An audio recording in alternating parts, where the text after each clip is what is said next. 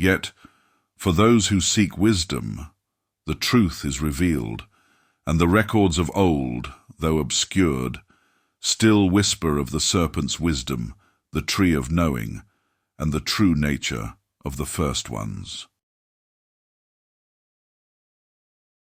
And it came to pass that the Anunnaki looked upon Adamu and Ti-Amat, and upon the earthlings fashioned after them, expecting that soon they would bring forth their own kind. The gold mine workers in the Abzu lifted their voices, saying, "Let them multiply. Let them bring forth the new generation that our toil may be lifted." The Anunnaki lords waited in expectancy, for it was decreed that the earthlings would soon mate and bear offspring, filling the land with their kind. But lo and behold, the wombs of the females remained empty, and no cries of newborns were heard among them. Confusion spread among the mighty ones, for the work of Enki and Ninmah had seemed perfect, yet no children came forth from the earthlings' loins.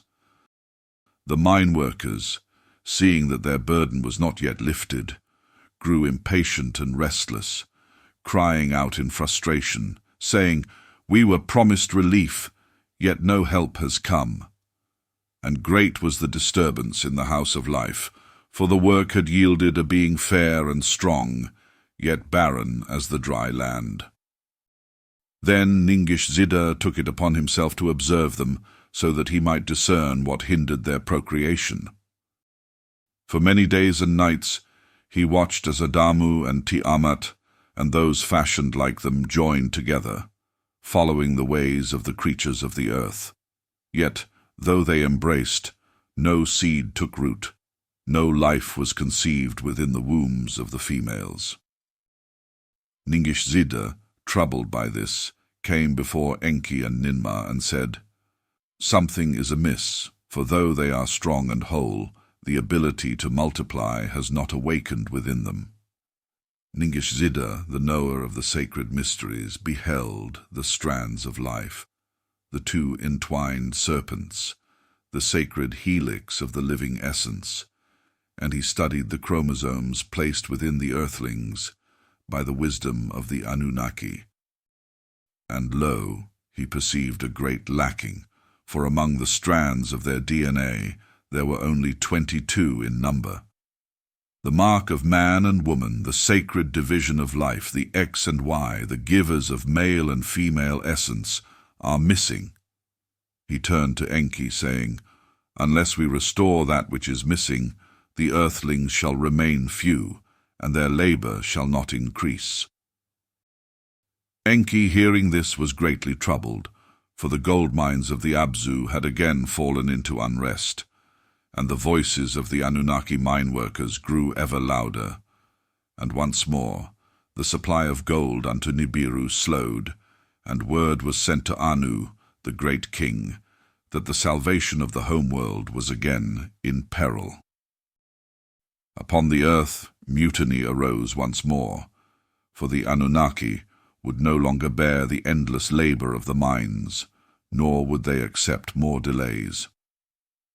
Enki stood before the council of the mighty ones and declared, "A remedy must be found.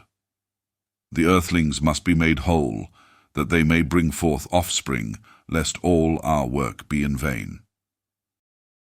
Ningishzidda, the wise and knowing one, devised a plan, a remedy for the barrenness of the earthlings, that they might be made whole and bear their own kind. He brought his counsel before Enki and before Ninmah, and they saw that his plan was good. But he spoke, saying, "This task must be done in secret, behind locked doors, and beyond the sight of prying eyes, for we now hold the power to grant the earthlings the gift of life itself." And so it was that Enki and Ninmah were led into the house of life, and Ningishzidda caused them to fall into a deep sleep, as one placed under a mighty enchantment. And likewise Adamu and Ti-Amat, the first of the earthlings, were placed into slumber, their breath slow, their bodies still, as though the hand of time had paused upon them. Then Ningishzidda, master of the sacred codes, took from the rib of Enki the essence of life, the hidden thing that was yet missing, the 23rd strand, the why of man. With skilled hands, he placed it within the rib of Adamu, sealing it within his flesh so that he might be made whole and bear the seed of life. Then, from the rib of Ninmah, the great mother, he took the essence of the woman, the counterpart of the male, the 23rd strand, the X of the female. He placed it within the rib of Ti-Amat, binding the gift of the tree of life to her, being that she might receive the seed and bring forth offspring. When the sacred work was complete, Ningishzidda sealed the wounds, closing the flesh as though no hand had touched them.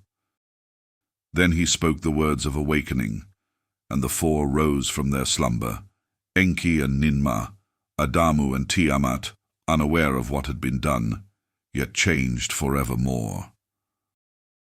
Adamu beheld Ti-Amat, and Ti-Amat beheld Adamu, and a great stirring was within them, for they had been made complete, and within them was placed the power to bring forth life. Ningishzidda turned to Enki and Ninmah, saying, "Behold, they now possess the tree of knowing. The strands of life are whole within them. 2 more strands have been added to their tree of life, and within them now flows the power of procreation, the seed of generations yet to come." Enki, filled with wonder, declared, "Truly they are of the earth, yet they now hold the essence of the gods. The work is fulfilled." Ninmah, though pleased, spoke with caution, saying, "We have granted them a great gift, but shall they not also awaken to knowledge beyond their station?" And Ningishzidda smiled, saying, "The course of fate is now set, and that which is given cannot be undone. Let the earthlings now walk the path before them." And it came to pass that Adamu and Ti-Amat, now made whole, were taken once more unto the Eden, the land of the righteous ones, that they might walk freely and fulfill their purpose. There, beneath the shade of the great trees, beside the rivers that flowed through the land, they came to know one another, as was ordained, that they might bring forth their own kind. And the Anunnaki beheld them, and some marveled, saying, "Truly, they are as the beasts no longer. They have become as the children of the gods, bearing the mark of life within them." And so it was. The knowledge given to them was not from the bone of Adamu, as the scribes of men would later tell, but from the essence of the gods themselves. From the rib of Enki was taken the seed of man, and from the rib of Ninmah was taken the seed of the woman. In the days that followed, Adamu and Ti-Amat were fruitful, and their offspring began to multiply, and the burden of the mines was soon lifted from the hands of the Anunnaki.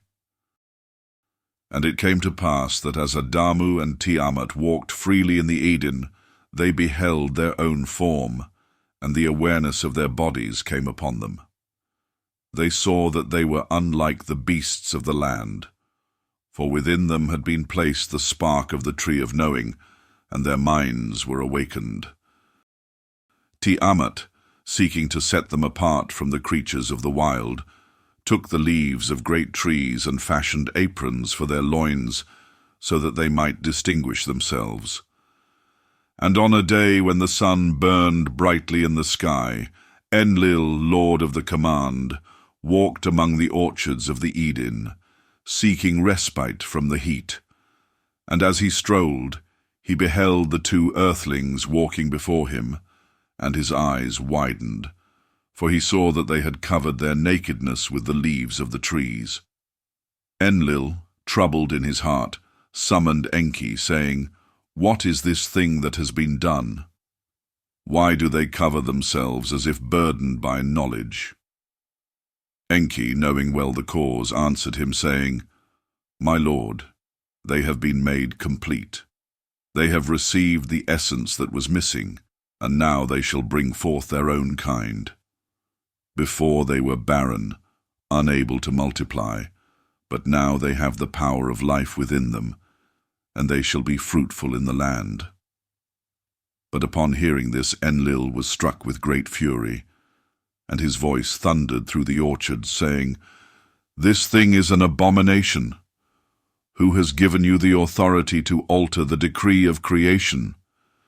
Have we not already defied the will of the Creator of all by fashioning them from the dust? And now you dare to take another step, granting them the power of procreation, a gift reserved for the divine? Shall we now claim the seat of the Almighty, shaping life at will, without regard for the order of the heavens?" And the ground trembled beneath his wrath, and the Anunnaki who dwelled in the Eden turned their faces in fear, for the anger of Enlil was great. Enki, steadfast in his purpose, spoke boldly, saying, "My lord, the work was necessary. Without it, our labor would never cease, and the toil of the Anunnaki would never end. The earthlings were made for a purpose, and now that purpose shall be fulfilled. They shall bear their own kind, and the burden shall be lifted from our hands." Enlil, filled with foreboding, turned away, saying, "You have done what should not be done. The consequences of this act are beyond your sight, and what you have unleashed shall one day rise beyond your grasp. Now you have placed even our own kind in peril for the sake of these creatures. Did you not endanger the life of Ninmah, the mother of healing? Did you not place Ninki, your own spouse, into suffering? And did you not put at risk the 14 Anunnaki goddesses who bore these earthlings in their wombs? Was their pain not enough? Was their burden not great? Shall the divine ones continue to sacrifice themselves for the sake of these beings?"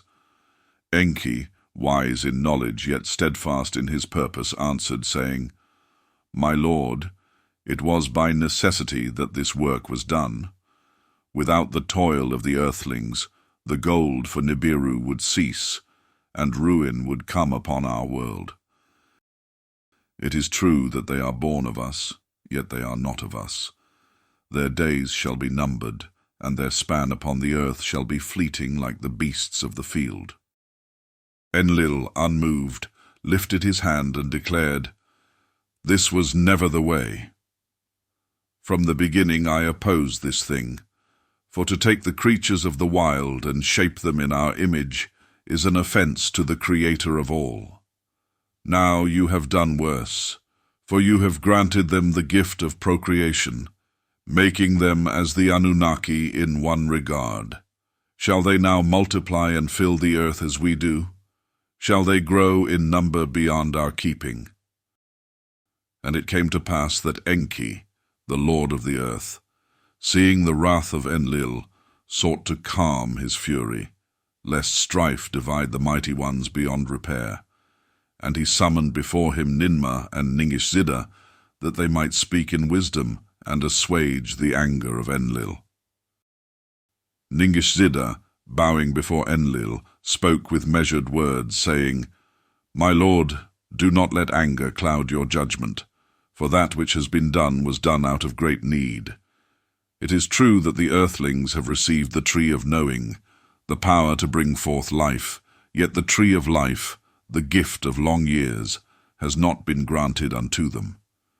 They shall live and die as the creatures of the land, their days numbered, their span brief.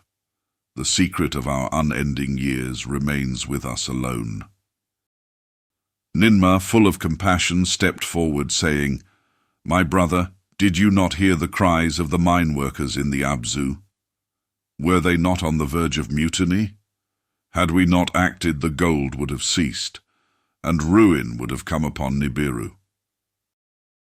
Enlil, though hearing their words, remained troubled in his heart, for he saw the path unfolding before him, and he feared what lay beyond.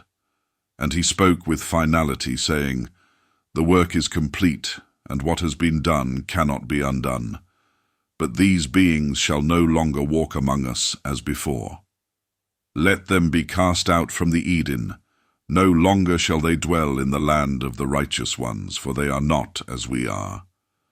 Let them return to the Abzu, to the place where their toil is needed, for there shall be their home among the mines and the rivers of the south. So, by the command of Enlil, Adamu and Ti-Amat, were sent forth from the Eden, no longer to walk among the Anunnaki, but to dwell in the lands where their kind would multiply. And the decree was carried out, and the earthlings, though possessing the tree of knowing, were denied the tree of life, and their days upon the land were numbered.